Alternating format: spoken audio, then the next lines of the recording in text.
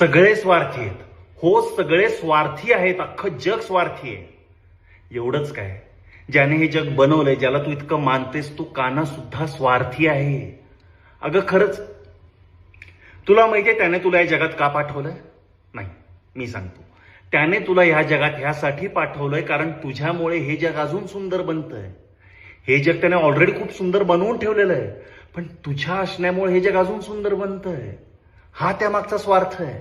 आता त्याला दिसतंय ना की तुला या जगात त्रास होतोय, खूप सोसावं लागतंय, पण नाही, त्याला त्याचं जग अजून सुंदर बनवायचंय. बनवू दे, आपण काय करू शकणार आहे? जाऊ दे का, आपण या सगळ्यात नको पडायला. आपण एक काम करूया, आपण आपलं पर्पज फुलफिल करूया.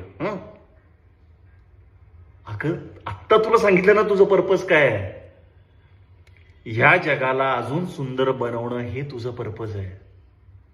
नाही ग, त्यासाठी तुला काही वेगळं करावं लागणार नाहीये. ते तू ऑलरेडी करतेस. तुझ्या असण्यामुळे हे जग ऑलरेडी खूप सुंदर बनतंय.